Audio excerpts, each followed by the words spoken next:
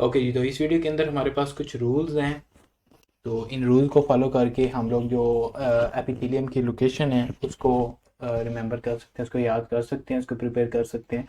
उसमें यह है कि जो हमारे पास स्मूथ एंडोथेलियम है, smooth endothelium which is in direct contact with the blood, वो वाली स्मूथ एंडोथेलियम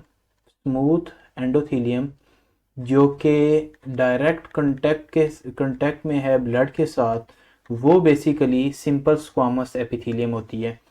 सिंपल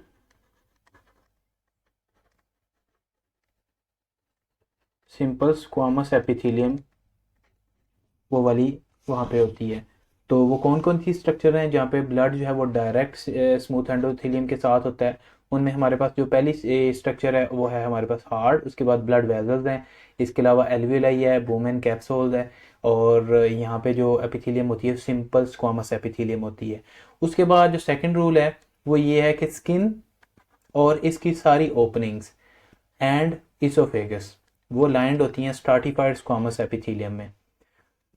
तो स्किन जो है वो भी स्ट्राटिफाइड स्क्वामस एपिथेलियम है, और स्किन के ऊपर जितनी ओपनिंग्स हैं, जिसमें जिस तरह के हमारे पास नेजल कैविटी है, इसके अलावा जो है ना वो हमारे एस्ट्रूशियन ट्यूब का जो है वो एक्सटर्नल ऑडिटरी मियाटस है, इस तरह हमारे पास एनल कैनाल है, ये जो यूरेथ्रल एक्सटर्नल मियाटस है, वहाँ पे जो सारी जो ओपनिंग्स हैं वो बेसिकली स्ट्राटिफाइड स्क्वामस एपिथेलियम की होती हैं।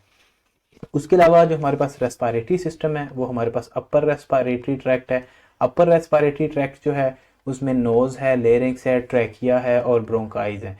यहाँ पे सूडो स्ट्राटिफाइड कलमनर एपिथेलियम है, यहाँ पे सूडो स्ट्राटिफाइड कलमनर एपिथेलियम है कि हमारे रेस्पिरेटरी सिस्टम के अंदर सूडो स्ट्राटिफाइड एपिथेलियम है, सिलिएटेड एपिथेलियम है, और इसके अंदर गोबलेट सेल्स हैं और मोटाइल सिलियाज होते हैं।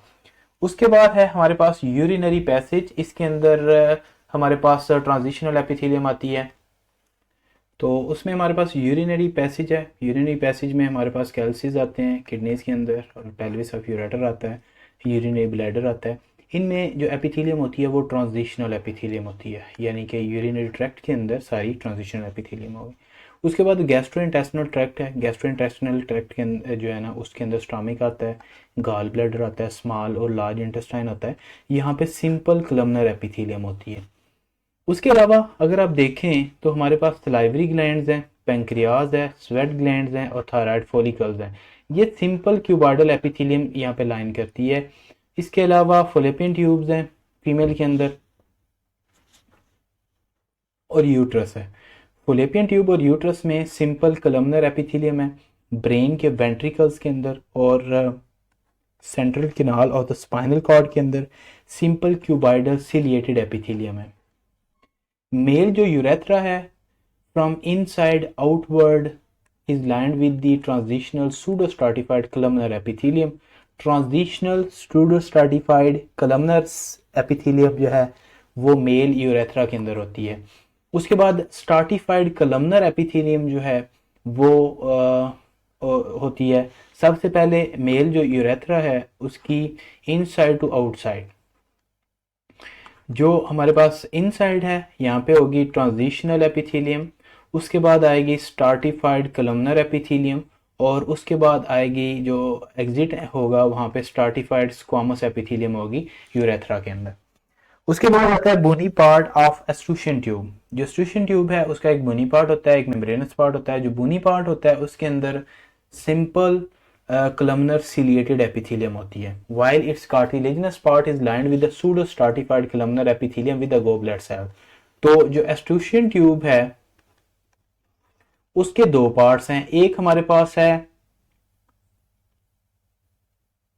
बुनी पार्ट और दूसरा हमारे पास है कार्टिलेजिनस पार्ट। जो हमारे पास बुनी पार्ट है, बुनी पार्ट के अंदर क्या होता है कि यहाँ पे सिंपल कलमनर एपिथेलियम होती है, और यहाँ पे जो कलमनर एपिथेलियम है उसके ऊपर सिलियाज होते हैं। जो हमारे पास कार्टिलेजिनस पार्ट होता है, कार्टिलेजिनस पार्ट जो है वो pseudo stratified columnar ciliated epithelium होती है, और इसके ऊपर जो है ना वो इसके साथ गोबलेट सेल्स भी प्रेजेंट होते हैं। ये होती है एस्ट्रूशियन ट्यूब के अंदर।